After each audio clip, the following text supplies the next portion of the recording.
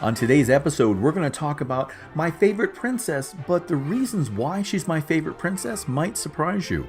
We'll also talk about some things that you may not know to photograph because you just walk by them. We'll also talk about some tips that you might be able to apply when you're trying to photograph the rivers of light. All of this on episode number 4 of What's in Store with Kevin.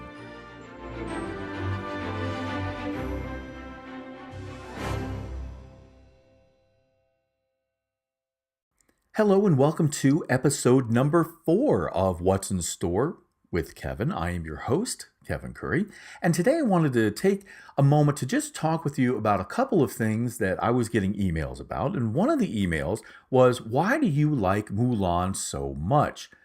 And it's actually really simple. Mulan is a strong female character, and I've always enjoyed any stories, movies, anything like that with a strong female character because I've always taught my son to understand that women should be respected, honored, and know that they don't need to be rescued. And that's one thing I really like about Mulan.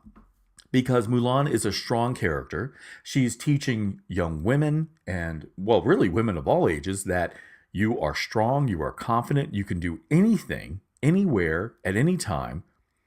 And what I love about the other messages a lot of people don't maybe understand is this is also a message to men saying, hey, women can do anything. Women need to be respected and treated equally. These are things that I am teaching my son. And I didn't realize he never saw the movie Mulan. And I thought, how could this happen? So I played the movie for him. And then when the movie was over, I said, do you understand now why Dad likes Mulan so much? And he says, I get it. I get it, Dad. She's really cool. But I like Mushu better.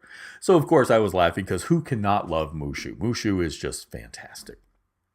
But that was the main reason why I really appreciate Mulan more than the other princesses, because she is not someone who needs to be saved. She is giving a positive message to young women that you are strong, you are empowered, you don't need to be rescued or saved. And I really like the fact that young men can also see that, hey, these are equals. You know, we don't. I could go on and on and on. So that was the main reason why Mulan is my absolute favorite princess, and I look forward to seeing her again really soon here, hopefully in the next few weeks when we go back to Disney. Now, the other thing I wanted to mention real quickly is some of the great photo opportunities that may be overlooked while you're visiting the Magic Kingdom. A lot of times when people go into Main Street, of course, they see Cinderella's castle. I mean, that's like one of the most famous, buildings, right? We have to take a picture of Cinderella's castle. But there are a couple of other opportunities that people may just not realize. One opportunity is go up to the train station and take a photo right from the train station. You'll get a really nice aerial view. And so you'll have the top of the buildings and you'll see the princess's castle and everything will look really great. But as you're walking down Main Street, look up, if you will. Look up at all of the windows because you're going to see something very unique. There's going to be special dedications, special signs, and each of those windows has a very unique history, which is also a very exciting thing. That's actually, gosh, that would take several episodes to talk about just on that alone by itself. Another thing that a lot of folks don't realize is that if you're riding the Haunted Mansion as you're waiting in line, look over in the pet cemetery. And in the far back left corner, you're going to see Mr. Toad. It's a dedication to Mr. Toad and Mr. Toad's Wild Ride that was originally in Disney World, but it since has been taken out. I believe it's still in Disneyland, but alas, it's no longer in Disney World. Great ride, and I wish they didn't take it away, but of course, things change, so that's always a difficult thing. Another thing to look forward to is this is also at the Haunted Mansion. As you're going through the line queue, look at the ground and look into the corners because there you'll find the bride's wedding ring.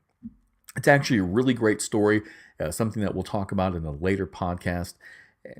It's really kind of neat, but I'll give you a little bit of a history. Originally, there was a little piece of pipe that got stuck in the cement. And the legend just kind of took a whole life of its own. People were like, oh, that's the bride's wedding ring.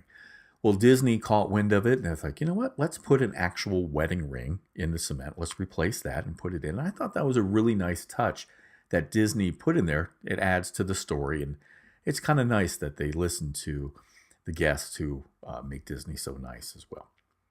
A couple of other ideas that I had was for the Rivers of Light. Now, this is a beautiful show. I've heard nothing but wonderful things. A great friend of mine just returned from Animal Kingdom, and he says, this is absolutely incredible. However, there was one person, he said, that ruined part of the show because their camera flash kept going off. A cast member finally escorted him out. Apparently, it got really heated, which is very unusual. So I don't know if that really is what happened, because sometimes, when you have a show going on, you might misunderstand what's going on. At any rate, if you decide to take photographs at the Rivers of Light, I highly recommend turning off your flash and turning up what's called ISO. This will allow you to get a little bit more of the light, and my understanding is that it's really bright. Actually, the colors have this wonderful glow and it looks beautiful, and what I'm being told is that it's bright enough to where if you have a zoom lens, you should be able to pick it up just fine.